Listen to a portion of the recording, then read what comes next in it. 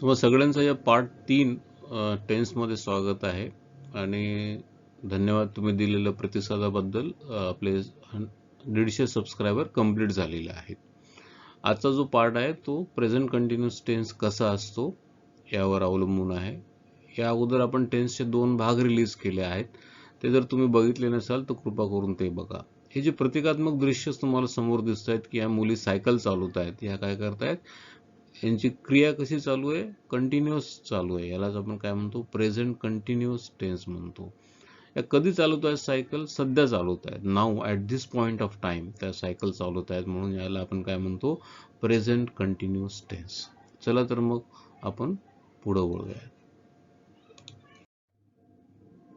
आता याचं स्ट्रक्चर कसं असतं, बरोबर आहे, आणि हे काय दाखवतो, basically it shows that the action is going on the real present. म्हणजे चालू वर्तमान काळामध्ये ही ॲक्शन चालू आहे. याचं नॉर्मल कन्स्ट्रक्शन कसं असतं, सब्जेक्ट नेहमीप्रमाणे इज, एम, आर. इज कधी वापरायचं, एम कधी वापरायचं, आर कधी वापरायचं, हे अतिशय बेसिक आपण शिकलेलो आहेत. इज जर असेल तर ही किंवा शीला किंवा इटला वापरतो, एम आयला वापरतो, आर आपण प्लुरलला वापरतो. त्याच्यानंतर वर्बला आयएनजी लावायचं आणि परत ऑब्जेक्ट करायचं. वर्बला हे आपण जे आयएनजी लावतो याला कधी कधी आपण काय करतो, वर्बचं आयएनजी फॉर्म म्हणून सुद्धा याला ओळखतो. आता आपण काही वाक्य बघूयात. उदाहरणार्थ, the sun is rising now. सूर्य आता उगवत आहे. म्हणजे साधारणपणे हे वाक्य लिहिताना याच्या मनामध्ये अशी कल्पना आहे की सकाळचे 6 वाजलेले आहेत आणि आता हा सूर्य जो आहे हा उगवत आहे, म्हणून तो लिहितोय the sun is rising now. दुसरं, why are you looking at me in that way. एखादा मनुष्य आहे आणि तो त्या पर्टिक्युलर माणसाकडे किंवा मुलीकडे बघतोय, तर ती मुलगी त्याला विचारती व्हाय आर यू लुकिंग. ही कंटिन्युअस चालू आहे कृती. तो जो मनुष्य आहे जो या मुलीकडे बघतोय तो काहीतरी विचित्र नजरेनं बघतोय, म्हणजे काय, क्रिया कंटिन्युअस चालू आहे, म्हणून why are you looking at me in that way असं ती विचारते.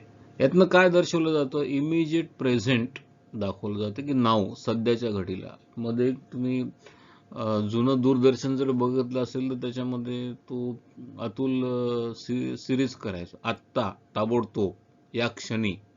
तसं हे नाव, द सन इज रायझिंग नाव, why are you looking at me in that way.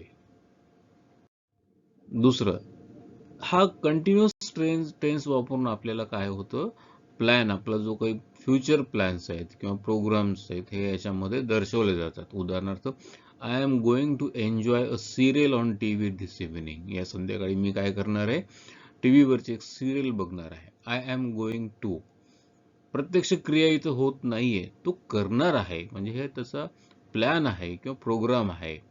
Similarly, she is taking her exam next week. पुढच्या आठवड्यामध्ये ती तिची एक्झाम देणार आहे. हे काय प्लॅन आणि प्रोग्राम आहेत. हे दर्शवण्यासाठी सुद्धा structure of present continuous tense हा वापरला जातो. नेक्स्ट, इंटेन्शन, उद्दिष्ट किंवा likely. He is going to buy a car. त्याला कार बाय करायची आहे, त्याच्या मनात विचार आहे आणि हा जो विचार आहे, हा जो उद्देश आहे तो या वाक्यातनं बोलून दाखवतोय. He is going to buy a car. दुसरं, the patient is going to die. हा पेशंट आहे, हा इज गोइंग टू डाय. याच्यात काय, इंटेन्शन किंवा लाईकली या दोन गोष्टी दर्शवल्या जातात आणि म्हणून हा आपण प्रेझेंट कंटिन्युअस टेन्स हा वापरतो. नेक्स्ट, कधी कधी प्रेझेंट कंटिन्युअस टेन्स जो आहे हा इरिटेशन दाखवण्यासाठी होतो. इरिटेशन म्हणजे आपण खूप इरिटेट होतो एखाद्या गोष्टीतनं आणि ते इरिटेशन कायम आपल्या मनामध्ये बोचत असतं, तर ते इरिटेशन दाखवण्यासाठी आपण सुद्धा वापरतो. उदाहरणार्थ, she is always complaining of one pain or the other. ती दररोज तिच्या तब्येतीची तक्रार, आज हे दुखतंय, उद्या डोकं दुखतंय, परवा पाय दुखतो, असं जे म्हणत असते त्याला उद्देशून हे वाक्य. She is always complaining. याच्यामध्ये काय वापरलं गेलं, ऑलवेज वापरलं गेलं. Always complaining of one pain or the other, म्हणजे ही प्रोसेस चालूच आहे. तिला तुम्ही महिन्याभरापूर्वी जरी भेटला असाल तरी ती हेच म्हणणार की माझं डोकं दुखतंय. 15 दिवसापूर्वी जरी भेटला असाल तरी तुम्ही तुम्हाला तेच ऐकवणार आहे. आणि अजून एक 10 दिवसानंतर जरी तुम्ही भेटणार असाल तरी सुद्धा ती तुम्हाला तेच ऐकवणार आहे. He is always coming to our office at 11 PM in the night. हा मनुष्य जो आहे हा काय करतो, नेहमी रात्री 11 वाजता ऑफिसला. तो अनाउन्स ज्याला म्हणता येईल ते यातनं दर्शवलं जातं. म्हणजेच structure of present continuous tense मध्ये आपण काय बघतोय, इरिटेशन आणि अनाउन्स दाखवण्यासाठी सुद्धा आपण ह्या टेन्स वापरतो. याच्यामध्ये क्विज आहे. मागच्या क्विजचं उत्तर तर काही कोणी दिलं नाही. मी क्विज देत राहणार आहे. तुम्हाला जेव्हा वाटेल तेव्हा तुम्ही उत्तर द्या. उत्तर देण्याच्या निमित्तानं तुमचा इंग्रजीचा अभ्यास होईल आणि तुमचीच त्याच्यामध्ये प्रगती होईल. खूप छोटं उदाहरण आहे. I am absent and I am absent myself. या 2 वाक्यातली नेमकं करेक्ट काय? या 2 वाक्यातलं नेमकं करेक्ट काय? आणि अर्थातच तुम्ही जर या क्विजचं उत्तर दिलं तरच तुम्हाला बक्षीस मिळणार आहे. नाहीतर बक्षीस काय बक्षीस आहे आपण ऑलरेडी सांगितलेलं आहे मागच्या लेक्चरमध्ये आणि या लेक्चरमध्ये पण आपण ते सांगत आहोत. नेक्स्ट, फॉलोइंग वर्ब्स जे आहेत ते नॉर्मली कंटिन्युअस टेन्स मध्ये वापरले जात नाहीत.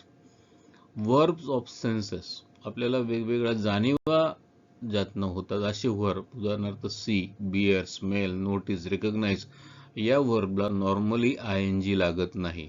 मी शब्दप्रयोग वापरतोय नॉर्मली. असं आहे का लागत नाही? नाही, लागतो. कधी लागतं त्या केसेस वेगळ्या आहेत आणि मग लागल्यानंतर आयएनजी त्याचा काय उद्देश होतो ही केस पण वेगळी आहे, ते आपण पुढे बघूयात. सध्या एवढं लक्षात ठेवा की नॉर्मली हे जे वर्ब आहेत, जे सेन्सेसचे वर्ब आहेत, see, hear, smell, notice, recognize, यांना आयएनजी लागत नाही. सिमिलरली वर्ब्स ऑफ इमोशन्स, जे वर्ब्स आहेत, जे इमोशन्सचे वर्ब आहेत, यांना पण आयएनजी लागत नाही. उदाहरणार्थ want, desire, adore, care, hate, love, like, dislike, wish, forgive, refuse, हे इमोशन्स आहेत. यातनं आपण काय करतो, आपल्या भावना दर्शवतो. यांना पण आयएनजी लागत नाही. नेक्स्ट, वर्ब्स ऑफ पॉजेसिंग किंवा बिलॉंग करणं, यांना पण लागत नाही. त्याच्यानंतर appear, when used for seem signify content, consist of, resemble, matter, concern, keep, तर याला पण आयएनजी हे लागत नाही. नेक्स्ट, वर्ब ऑफ थिंकिंग जे आहे, रिअलाइज, मीन, सपोज, अंडरस्टूड, अंडरस्टँड, फील, यांना पण आयएनजी लागत नाही. आपण बघितले थिंकिंगला लागत नाही, इमोशन्सला लागत नाही. सेन्सेस ज्या वर्ब मधून येतात त्यांना पण आयएनजी लागत नाही. आता मगाशी म्हटलं मी की जर आयएनजी लागलं तर यातनं काय अर्थ निघतो, तर आपण बघूयात. हाऊ शी इज फिलिंग, हे नॉर्मली डॉक्टरी पेशामध्ये वापरलं जाणारं वाक्य. हाऊ शी इज फिलिंग, इथं फीलला आयएनजी लागलं, शी इज फिलिंग वेल, पण हे आयएनजी लागल्यानंतर याचा अर्थ वेगळा होतो. हा नाऊनच्या दिशेने प्रवास करतो, हा नाऊन होत नाही, याचा नाऊनच्या दिशेने प्रवास करतो, म्हणून याचा अर्थ हा वेगळा होतो. पुढं, सेन्स ऑफ अवेट जेव्हा असेल तेव्हा आपण काय करतो, एक्सपेक्ट हे वाक्य वापरतो. She is expecting her first baby in next February, पुढच्या फेब्रुवारीमध्ये तिला मूल होणार आहे, बाळ होणार आहे. तिथे इथं काय केलं आपण, एक्सपेक्टला आपण सेन्स ऑफ अवेट वापरल्यामुळं, या अर्थानं वापरल्यामुळं त्याला आपण आयएनजी लावलो. I am expecting him today, मी त्याची आज वाट बघतोय, तो आज येणार आहे. हे अतिशय स्पेशल केसेस आहेत आणि या सगळ्या स्पेशल केसेस तुम्ही लक्षात ठेवा. नॉर्मली कॉम्पिटेटिव्ह एक्झाम्समध्ये या स्पेशल केसेस किंवा अपवादच म्हणता येईल याला, हेच विचारले जातात. नॉर्मल कोणी यामध्ये विचारत नाही. नेक्स्ट, सी, आपण मगाशी बघितलं की हे सेन्सवाली केस आहे, परंतु स्टील याच्यामध्ये याला आयएनजी लावलं जातं. आयएनजी जर लावलं तर याचा अर्थ कसा होतो, सी म्हणल्यानंतर इंटरव्ह्यू किंवा मीट या अर्थाने इथं वापरलं जातं, सीला आयएनजी लावल्यानंतर. The principal is seeing the applications in the afternoon. Next, he is seeing his advocate in the morning, तो काय करणार आहे, त्याच्या ॲडव्होकेटला सकाळी भेटणार आहे, त्याच्या ॲडव्होकेटला सकाळी भेटणार आहे. म्हणजेच काय, इथं सीला आयएनजी लागल्यानंतर त्यातनं काय होतं, इंटरव्ह्यू किंवा मीट हे अर्थ निघले जातात.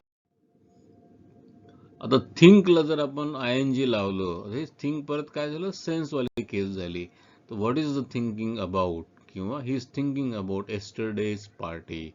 इथं ING लावल्यानंतर थिंकला याचा पण अर्थ वेगळा होतो. ही अपवादची केस आहे. पुढे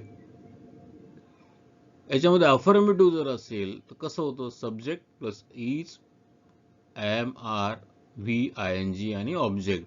शी is reading a poem, I am writing a letter, the sun is rising now. बरोबर, याच्यामध्ये नॉट येत नाही. ह्या सरळ सोड याचं कन्स्ट्रक्शन होतं.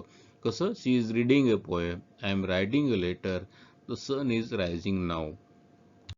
हे जर आपण निगेटिव्ह केलं तर काय होतं, नॉट येतं. Subject is, am, are, not, VING आणि object. She is not doing his duty well, you are not watering the plant, the sun is not rising, the sun is not rising. अशा पद्धतीनं हे negative होतं. Interrogative करताना काय होतं, is, am, R पहिल्यांदा येतात, नंतर सब्जेक्ट येतात, नंतर व्हर्ब येतं आणि नंतर ऑब्जेक्ट येतो. Are you going to Mumbai, am I telling a lie, is she writing a book. म्हणजे हे जे तुमचे हेल्पिंग व्हर्ब आहेत, इज, एम, आर, हे काय होतात, हे अगोदर येतात आणि नंतर मग तुमचा सब्जेक्ट येतो आणि नंतर व्हर्ब येतो. Are you going to Mumbai, am I telling a lie, is she writing a book. Interrogative negative मध्ये काय होतं, are they not playing now, is she not going to Mumbai. इथं काय झालं, नॉट ऍड केलं गेलं. इज, एम, आर, नंतर subject plus not आणि मग व्हर्ब आणि ING आणि object. Are they not playing now, is she not going to Mumbai. Not आलं की ते इंट्रोगेटिव्ह होऊन जातं. परंतु हेल्पिंग वर्ब जे आहे हे अतिशय सुरुवातीलाच यामध्ये पण येतं. नेक्स्ट आणि शेवटचं WH क्वेश्चन. WH क्वेश्चन आपण शाळेत शिकलेले आहोत. ते छोटंसं उदाहरण की why are you watching TV now. इथं कन्स्ट्रक्शन कसं आहे, WH वर्ड पहिल्यांदा येतो, नंतर इज, एम, आर येतं, नंतर सब्जेक्ट येतो, नंतर व्हर्ब येतं, नंतर ING येतं आणि ऑब्जेक्ट येतो. Why are you watching TV now. Next, where are you going. इथं पण काय झालं, त्याच पद्धतीने कन्स्ट्रक्शन झालं, व्हेअर आर यू गोईंग. मित्रो, आजच्या या व्हिडिओ लेक्चरमध्ये एवढंच. परत भेटूयात रविवारी संध्याकाळी. धन्यवाद.